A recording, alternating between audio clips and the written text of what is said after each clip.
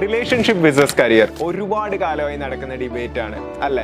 ഏതാണ് ഏറ്റവും important? Love ആണോ അതോ ഡ്രീം ആണോ? ഓവർ ടൈം ജോലിയാണോ അതോ ഡേറ്റ് നൈറ്റ്സ് ആണോ? പക്ഷെ പൊതുവെ പറയുകയാണെങ്കിൽ ഒരു ബാലൻസ്ഡ് ആയിട്ടുള്ള അവസ്ഥയാണ് ഒരു പീസ് കൊണ്ടുവരുന്നത് എന്ന് പറയാം. Nothing more nothing less. ഡീപ്പായിട്ട് നോക്കുന്നതിന് മുന്നേ നമുക്ക് പ്രയോറിറ്റി നോക്കാം. അതായത് ആർക്ക് എന്താണ് കൂടുതൽ ഇമ്പോർട്ടൻ്റ് എന്നുള്ളത് പറയുകയാണെങ്കിൽ രണ്ടും വേണം. പക്ഷെ എല്ലാവരുടെയും തോട്ട് പ്രോസസ്സ് എന്നുള്ളത് ഒരുപോലെ ആവില്ലല്ലോ.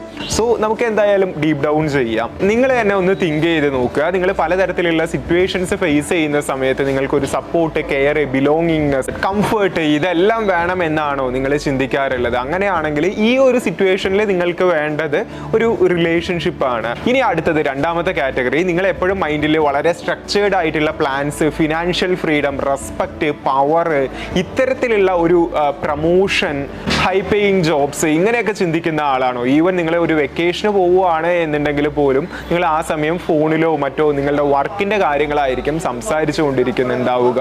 നിങ്ങൾ ഇത്തരത്തിലുള്ള ഒരു പേഴ്സൺ ആണ് എന്നുണ്ടെങ്കിൽ നിങ്ങളുടെ കാര്യത്തിൽ നിങ്ങൾ കരിയർ ഓറിയൻറ്റഡ് ആണ്. ഇനിയിപ്പോൾ രണ്ടും എനിക്ക് ഇമ്പോർട്ടൻ്റ് ആണ്, ഞാൻ ലൈഫിൽ ഹാപ്പി ആവണം എന്നുണ്ടെങ്കിൽ ഇത് രണ്ടും നിർബന്ധമാണ് എന്നുണ്ടെങ്കിൽ കൂൾ, ഇതിനെ ബാലൻസ്ഡ് പേഴ്സൺ എന്ന് പറയും.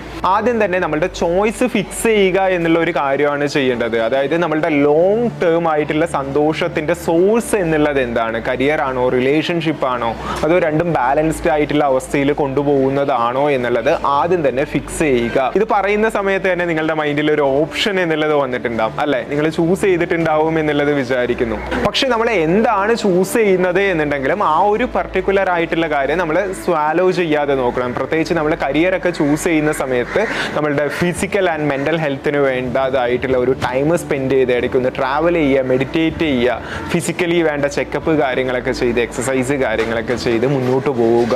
കരിയർ ആണ് നിങ്ങൾ ചൂസ് ചെയ്യുന്നത് എന്നുണ്ടെങ്കിൽ നിങ്ങളുടെ പ്ലാനിങ്ങിൽ ഇതുകൂടി ആഡ് ചെയ്യുക. അല്ല എന്നുണ്ടെങ്കിൽ നമ്മൾ സ്ട്രെസ് ഔട്ട് ആവും, ബേൺ ഔട്ട് ആവുന്നുണ്ടാവും. പലപ്പോഴും ഞാൻ എടുത്ത ചോയ്സ് തെറ്റിപ്പോയോ എന്ന് വരെ തോന്നിയേക്കാം. പലരും ഈ ഒരു സെൽഫ് കെയറിന് ഇമ്പോർട്ടൻസ് കൊടുക്കാത്തത് കാരണം തന്നെ ഡിപ്രഷനിലായി പോകുന്നവരും ഉണ്ട് എന്നുള്ളതാണ്. ഇനിയിപ്പോൾ ഈ റിലേഷൻഷിപ്പ് ആണ് നിങ്ങൾ ഇമ്പോർട്ടൻ്റ് ആയി കാണുന്നത് എന്നുണ്ടെങ്കിൽ ഓക്കെ, അതായത് കണക്ഷൻ, നല്ല ലിസണിങ് സ്കില്ല്, ഇൻറ്റിമസി, സ്വന്തം കാര്യം പോലും മാറ്റിവെച്ച് മറ്റൊരു വ്യക്തിയുടെ കാര്യത്തിനായിരിക്കും നിങ്ങൾ ഇമ്പോർട്ടൻസ് കൊടുക്കുന്നുണ്ടാവുക അല്ലേ? ഇതൊരിക്കലും ഞാൻ തെറ്റാണ് എന്ന് പറയില്ല കേട്ടോ. ശരിക്കും ഇങ്ങനെ ചെയ്യാനായിട്ട് നല്ല ഒരു മനസ്സ് തന്നെ വേണം. നിങ്ങൾ ശരിക്കും അടിപൊളിയാണ്. പക്ഷെ നിങ്ങൾ റീചെക്ക് ചെയ്യേണ്ട രണ്ട് മെയിൻ ആയിട്ടുള്ള കാര്യങ്ങളുണ്ട്. ഒന്ന്, പ്രത്യേകം ശ്രദ്ധിച്ചോളൂ, റിലേഷൻഷിപ്പ് ടോക്സിക് ആണോ എന്നും. രണ്ടാമത്, നിങ്ങൾ ആ ഒരു റിലേഷൻഷിപ്പിന്റെ കാര്യത്തിൽ എത്രമാത്രം ഡിപ്പെൻഡൻ്റ് ആണ് എന്നുള്ളതും. റിലേഷൻഷിപ്പ് എന്തുകൊണ്ടും വളരെ ഗുഡാണ്, എങ്ങനെ ചെക്ക് ചെയ്യുന്ന സമയത്തും വളരെ ഹൈ ക്വാളിറ്റി ആണ്. പിന്നെ ടോക്സിക് അല്ല എന്നുണ്ടെങ്കിൽ ഓക്കെ, ഗുഡ്. ഇനി ബാലൻസ്ഡ് സ്റ്റേജ്. ഈ ഒരു സ്റ്റേജിൽ കുറച്ചൊക്കെ സാക്രിഫൈസ് ചെയ്യേണ്ടതായിട്ട് വരും. പല ഡേറ്റ് നൈറ്റ്സിന് വേണ്ടിയിട്ട് മീറ്റിംഗ്സ് വേണ്ട വെക്കേണ്ടതായിട്ട് വരും. മീറ്റിംഗ്സിന് വേണ്ടിയിട്ട് പല ഔട്ടിങ്സ് സാക്രിഫൈസ് ചെയ്യേണ്ട ആയിട്ട് വരുന്നുണ്ടാവും. അതിലും വളരെ ഇമ്പോർട്ടൻ്റ് ആയിട്ടുള്ള ഒരു കാര്യം എന്താണെന്ന് വെച്ച് കഴിഞ്ഞാൽ നമ്മളൊരു ഡീപ്പൺ ആയിട്ടുള്ള വർക്ക് സ്റ്റേജിലൂടെ പോയിക്കൊണ്ടിരിക്കുന്ന സമയത്തായിരിക്കും ഇങ്ങനെയുള്ള പല കാര്യങ്ങളിൽ നിന്ന് നമുക്കൊരു ഡോപ്പമീൻ എന്നുള്ള ലഭിക്കുന്നുണ്ടാവുക. സോ ഇതൊന്നും നിങ്ങളെ അഫക്റ്റ് ചെയ്യുന്നില്ല. ഓക്കെ, ഇത് രണ്ടും കൂടി അത് ചിലർക്ക് മാത്രമേ നല്ല രീതിയിൽ ബാലൻസ് ചെയ്ത് രണ്ടിലും ഒരു പീക്ക് ലെവൽ എന്നുള്ള രീതിയിലൊക്കെ കൊണ്ടുപോകാനായിട്ട് പറ്റുന്നുണ്ടാവുള്ളൂ. പ്രത്യേകിച്ച് ഇങ്ങനെ റിലേഷൻഷിപ്പും, നല്ല രീതിയിലുള്ള ഒരു റിലേഷൻഷിപ്പും, അതുപോലെ ഡീപ്പൺ ആയിട്ടുള്ള ഒരു ഹൈ ലെവലിൽ നമ്മളുടെ വർക്കിൻ്റെ കാര്യത്തിലാണെങ്കിലും ബിസിനസ്സിൻ്റെ കാര്യത്തിലാണെങ്കിലും പെർഫോം ചെയ്യണം എന്ന് വിചാരിക്കുന്ന വ്യക്തികളിൽ ചിലർക്ക് മാത്രമേ ഈ കാര്യങ്ങൾ നല്ല രീതിയിൽ ബാലൻസ് ചെയ്ത് കൊണ്ടുപോകാൻ പറ്റുന്നുണ്ടാവുള്ളൂ. അത് നിങ്ങൾക്ക് പറ്റുന്നുണ്ട് എന്നുണ്ടെങ്കിൽ ഓക്കെ. ഇനി ഇതുപോലെ തന്നെ വളരെ ഇമ്പോർട്ടൻ്റ് ആയിട്ടുള്ള ഒരു ഹോട്ട് ടോപ്പിക്കാണ് നമ്മളുടെ ഫോക്കസ് ഏതിലാണ് കൊടുക്കേണ്ടത് എന്നുള്ളത്. സോ ഇങ്ങനെ ചോദിക്കുന്നവർക്ക് ഒരു പൊതുവേ ഉള്ള ഒരു ഒപ്പീനിയൻ പറയാം. കരിയർ എന്നുള്ളത് ഒരു സോളിഡ് ഫൗണ്ടേഷൻ ആണ്. അതായത് ആ ഒരു ഫൗണ്ടേഷൻ സ്ട്രോങ് ആവുകയാണ് എന്നുണ്ടെങ്കിൽ നമുക്ക് പിന്നീട് ഇൻ കേസ് റിലേഷൻഷിപ്പിലാണെങ്കിലും എന്തെങ്കിലും നമ്മൾ പ്രതീക്ഷിക്കാത്ത രീതിയിൽ ഒരു ഇഷ്യൂ വന്നു കഴിഞ്ഞാൽ അത് ബ്രേക്ക് ആയി കഴിഞ്ഞു കഴിഞ്ഞാൽ പിന്നെ നമ്മളുടെ ആ ഒരു ടൈം, എനർജി എന്നുള്ളതൊക്കെ അവിടെ വേസ്റ്റ് ആവുകയാണ്, നമ്മൾ ഇൻവെസ്റ്റ് ചെയ്തത്. പക്ഷെ കരിയർ എന്നുള്ളത് ഒന്നുകൂടി സോളിഡ് ആണ്. ഫൗണ്ടേഷൻ സ്ട്രോങ് ആണെങ്കിൽ നമ്മളുടെ കരിയർ സെറ്റാണ്. നമ്മളുടെ കരിയർ സെറ്റ് ആണെങ്കിൽ നമ്മളെ ഹാപ്പി ആയിരിക്കും. നമ്മളെ ഹാപ്പി ആണ് എന്നുണ്ടെങ്കിൽ നമുക്ക് മറ്റുള്ളവരെയും ഹാപ്പി ആക്കാൻ സാധിക്കും.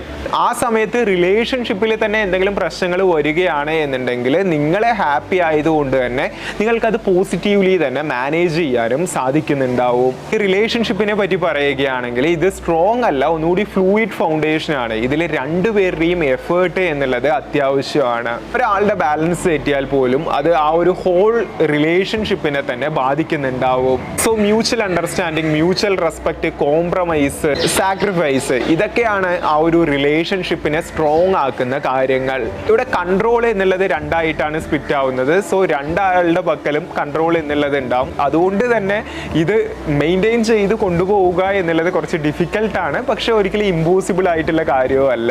സോ കൂടുതൽ ഫോക്കസ് നമ്മൾ കരിയറിന് കൊടുക്കുകയാണെങ്കിൽ നമ്മൾ ഒന്നുകൂടി ഹാപ്പി ആവുന്നുണ്ടാവും, മൈൻഡ് കാം ആവും, നമ്മൾ ഒന്നുകൂടി കോൺഫിഡൻ്റ് ആയിട്ടും പ്രത്യക്ഷപ്പെടും.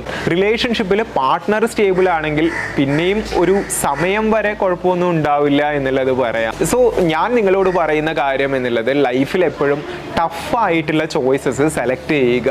ഇനി നിങ്ങൾക്ക് തീരുമാനിക്കാം ഈസി വേണോ ഹാർഡ് വേണോ, അതായത് റിലേഷൻഷിപ്പ് വേണോ കരിയർ വേണോ എന്നുള്ളത്. നിങ്ങൾ എന്താണ് ചൂസ് ചെയ്യുന്നത് എന്നുള്ളത് താഴെ കമൻറ്റ് ചെയ്ത് അറിയിക്കുക. Anyway thank you so much for watching. It's me Akshay. Stay grounded. Bye all.